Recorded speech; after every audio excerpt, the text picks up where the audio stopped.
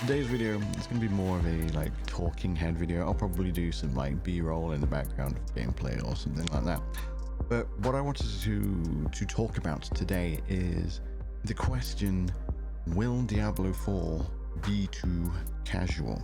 Now, before we proceed, I think it's important that I clarify what I'm actually asking and what I mean there. If you are a hardcore gamer with a capital G and you like the casuals, this isn't a video for you. If you gatekeep like that, you're probably a bit of a knob and no one's going to change your mind. So feel free to leave the disc lag and jog on. Likewise, if you are a casual player who's just like, screw the hardcore gamers, they're only a minority, then likewise, like this isn't for you. This is a discussion about, I think the true question is, how will accessibility and dumbing down and making the game easy to play affect the lifespan of Diablo 4 and its longevity? To better explain, allow me to create something here, and we will call it the Line of Casuality. So on one end, you've got Diablo 3 on this far end over here, and then on the other end, you've got Path of Exile, one of the most complex, in-depth, just drowning in systems game possible. Ideal for people who love to theory craft and come up with their own original builds and things like that, and just play around, meme a bit even, things like that. Fantastic. And then you got Diablo 3, which is incredibly accessible. It's ideal for someone who goes, oh, the chick with the bows looks kind of hot, so I'll pick her. And then I don't know, that spell looks cool. Oh, you can change the way it works a little bit. That one looks the coolest. Oh, when I click on things, they die. Fantastic. Like, you know, it's accessible, it's easy. You can quite quickly pick it up and then put it back down again. Play couch co-op with your friends on console and things like that. So two very, very different types of action RPG. So with Path of Exile, you've got this very dedicated core community that comes back quite literally in the hundreds of thousands each season, or each league every 3 months. They invest in all the additional content that's added to the game, which is another reason why it retains players so well, is because there's always like new content. It's not just like transmogs and things like that, of course, but more systems sometimes. But generally the player base is there because there is so much to play around with, not just actually physically in the game, but again, like theory crafting, coming up with builds, and just basically using your imagination. Whereas with Diablo 3, as we've already explained, it's very easy to enter. But on the other side of things, at one point it was a top 10 selling game globally. It was one of the most sold games on the planet. Still in the top 20. I think it's something daft like 17. But due to, in my opinion, due to its casual audience and things being focused at a casual audience and being very accessible and quick and easy to drop in and drop out, it hasn't held players. Like, people play it, maybe they'll do a class or two for a couple of weeks, and then they go, yeah, that was fun, thanks for that, and then they move on to a new game. I mean, it's very ordinary for most games. Obviously there are exceptions, but the vast majority of all games ever, there's usually a player drop-off of about 85%, usually, after 2 weeks. And then what is left tends to be like a very, very slowly declining curve. That's the usual trend you would see. Like I said, there's usually exceptions to that as well. It tends to be games that also have like a campaign as well as multiplayer. Usually multiplayer focused games have they just behave differently. But for the most part, things like Diablo 3, you'd expect a player drop-off of about 85%. However, that drop-off seemingly is huge. It's far bigger than that usual 85%, and the player base dwindled very, very, very quickly. And you've got to ask yourself, Is it because it's so casual? Spoiler alert, yes. No, I mean, I think that is one of the reasons. I think taking myself and my personal preferences out of the equation, I think what they did with Diablo 3 made a lot of sense. They wanted to sell a lot of games, and they did. But they then didn't retain that player base, and that's a decision that they've got now, the Diablo 4 devs. On one hand, they have Diablo 3, their precious baby that was a top 10 global bestseller. And then they're looking at their competition, Path of Exile, for example. I'd also say like Last Epoch's probably about here. And even Torchlight, I think, is less casual than Diablo 3. I think the systems technically, even though it's a story-focused game, are a little bit more in-depth and complex.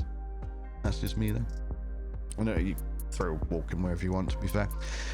If you haven't tried Last Epoch, do. They've gotten so many things right. I love their crafting system and their skill system. I think they've got those really, really nailed. So if you haven't checked it out already, I do highly recommend. Not an ad, I'm just genuinely fond of the game. Anyway, so as I said, the Diablo 4 devs are kind of stuck in this quandary of like, well, we want to get as many people in the game as possible, so we make it accessible. But we want to sell microtransactions down the line. And I know they haven't officially announced microtransactions, but after watching the most recent developer blog where they talk about the art, which was fantastic, by the way, I loved literally everything that was in that blog, but it's becoming very, very clear they're gonna go down a very similar route. Maybe not free to play, but there's gonna be a shop with cosmetics. I'm telling you that now, that's gonna happen. So in order for them to sell those cosmetics, they need players to stick around, and they have to keep making cosmetics, of course. So how can you do that if everyone gets, I don't want to sound harsh, but bored of the game after a couple of weeks, and they don't come back for new leagues or new seasons or whatever moniker they decide to apply to that mechanic? Personally speaking, I would like it to be towards like the Last Epoch side of things. I think it is going to be complex enough for you to actually jump in. Someone such as myself, I love theory crafting builds. I make all my builds on my own usually when it comes to Path of Exile. I might look for inspiration and stuff, but when it comes down to actually making a build, I will be there for hours playing around with the passive skill tree or in Path of Building, making something, because I think that's fun. And I think a lot of players who play Path of Exile likewise think that's fun. Even if they don't come up with their own original builds, they like looking at builds and seeing how people reach the numbers that they reach, or, you know, design the character that they come up with. Whereas again in Diablo, it's more of a, oh, well, man throw giant board, okay, cool. So personally, I would like it more across here. I have a feeling that they definitely want it to be more complex than Diablo 3. I think one of the issues Diablo 3 is they made it a lot more accessible than they actually needed to get the same numbers, if you know what I mean. So they made it crazy accessible so every man and their dog could play the game, and that is great. But if they brought it back to like here, I still think every man and their dog would have been able to play the game. I think they overestimated how simple they had to make things, and I think they're now aware of that, but I still think they're erring a little bit too much on the side of caution. For example, there's still the damage number and the defense number thing. I think that is pretty much a reskin of the main stat mechanic in Diablo 3, which I inherently think is a bad design decision, because that will lead to bad itemization. I think Diablo 3 itemization is awful, even after Loot Point 2.0. I think it improved it, but it was fundamentally flawed, and because of how everything scaled off your main stat, and you only needed crit speed and crit chance. Likewise with the skill system, it looks in depth, but I think it's an illusion of choice. From what they showed us in the dev blog with the sorcerer skill tree, it looks very linear, and you actually just go, look, fireball, and the thing's connected to fireball that I'm going to get anyway. Yeah, I think they need to bring it more either towards more to Diablo 2, And what I'm hoping for, in fact, is obviously with the release of Diablo 2 Resurrected coming out very soon. I'm very excited for that, of course. Hopefully, all the new players to the franchise, the people who discovered Diablo through Diablo 3, will be interested in Diablo 2 Resurrected, play it, see the additional levels of complexity. Like, it's not immensely complex. I'm not saying that you need to be some kind of mathematician to play Diablo 2. There are a lot of people back in the day who very obviously just looked onto the internet for a cookie cutter build or whatever. You know, people do that, but not everyone experiences the game in the same way. That in itself is its own talking point. The Diablo 2 team did a survey, and a lot of Diablo 2 purists got insanely mad about some of the questions that were in the survey. Someone on Reddit very generously remade the survey but accessible to everyone, whereas the Blizzard one, it was only accessible to whoever they chose at random.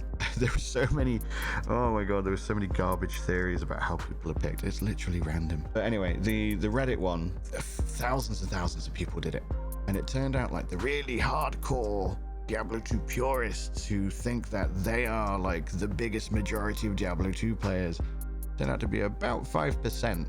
And they obviously they were like, change nothing, don't do anything ever on every other question. And again, they were always like the 5%, whereas a lot of people were quite stoked for like potential changes, maybe new patches with new items and stuff down the line in the future. It's things like that you gotta bear in mind. Like, I know people who played the crap out of Diablo 2, but only ever played single player and only played like up to Nightmare. Like, they finished the game in normal and they're like, oh cool, I've beaten the campaign, and then they made another class. They didn't even know that you could get additional stuff if you changed up the difficulty. Does that make them any less of a fan? No, of course it bloody doesn't. So they should have just as much an opinion on the game as I do, someone who played basically a decade on Battle.net 1.0. Rest in peace, Battle.net 1.0. I loved Battle.net 1.0, but that's its own video. And I played PvP, like in private leagues and stuff like that. There are people who played on Battle.net who didn't even know there was a huge PvP scene.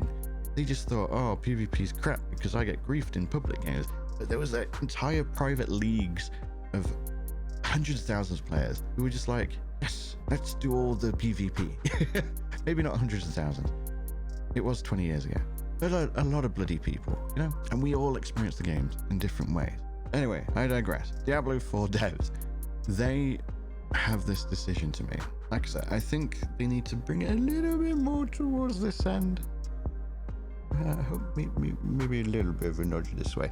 But I'd be okay with it being about here. I do think it's going to be a little more complex than Diablo 3. I mean, they've shown us a fair few things. I'm pretty much happy with everything bar how they're doing the attack damage and defense number thing, and like I said, the skill tree. Otherwise, I've loved everything I've seen so far.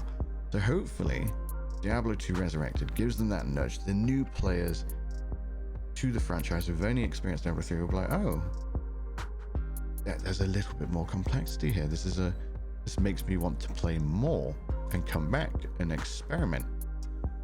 And hopefully Diablo 2 retains players really, really well.